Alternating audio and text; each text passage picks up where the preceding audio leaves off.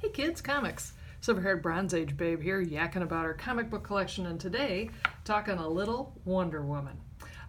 You may remember I did a video a while back talking about this particular issue, but I didn't include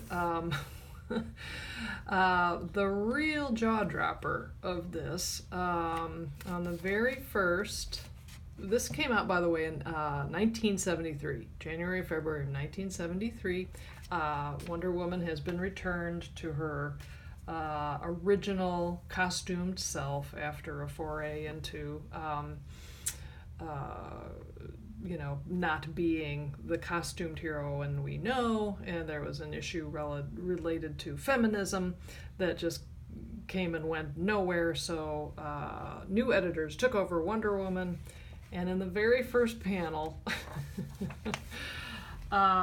you can tell what the editors think of the women's movement, because at 12:01, the sniper's first bullet fells Dottie Cottonman, Woman's Magazine editor.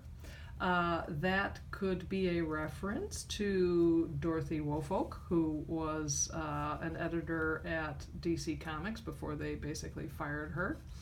I also think it has shades of Gloria Steinem as well, because as you may know, Gloria Steinem got in on the act relative to Wonder Woman because she wanted to put her on the cover of Ms. Magazine. So this basically tells you all you need to know about Wonder Woman's editorial team's thoughts on feminism and the women's movement that was going on at the time. There's one book I wanted to talk about, because this is a amazing piece of comic book material. It is a slightly lighter touch with this story. It's written by Marty Pasco, and this is from 1975. And within its pages, feminist leaders around the world are name-checked, including Golda Meir, although here she's Minna Golden, and she has disappeared from the face of the earth mysteriously, and then a tennis player named Betty Jo Kane, otherwise known as Billie Jean King, in her match with a Bobby Riggs type person, just disappears. And naturally, when that happens, women are driven completely crazy, and a riot breaks out, because that's what happens. Quote, "It certainly was. As for Betty Jo's irate fans, began proving just how militant, angry feminists can be." Luckily, Diana's there with her lasso to calm everything down. So as Diana explores the mystery, it leads her to a beauty salon where all of the disappeared women actually ventured to, and it's called Consciousness 3, where they get their hair washed and set, and during that process, they're actually transported to an alien planet where that planet's leader, a fabulous guy named, here he is, his name is Meshovism. It's like, okay, I get it.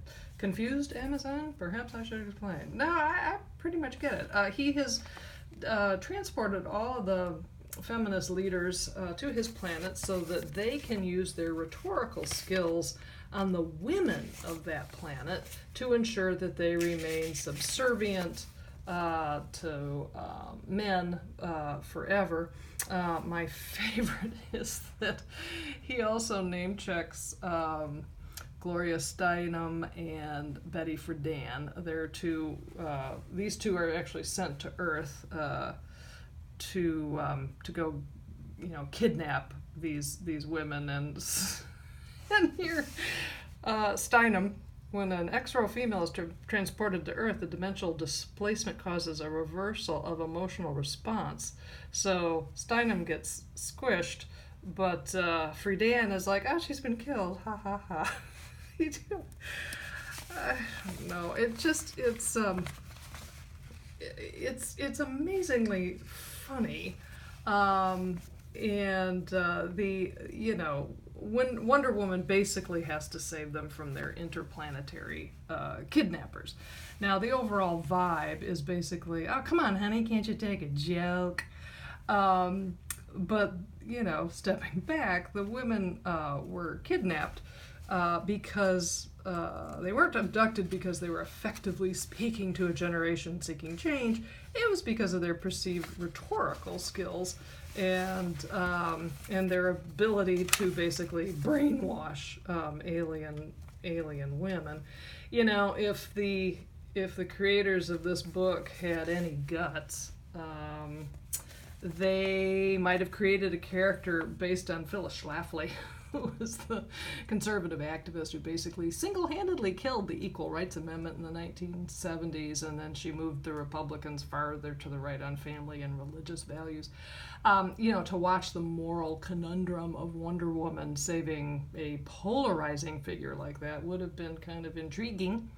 And would have been great use of the medium, kind of in a socially volatile time. But then, they didn't ask me. Thanks for stopping by. We'll see you again next time.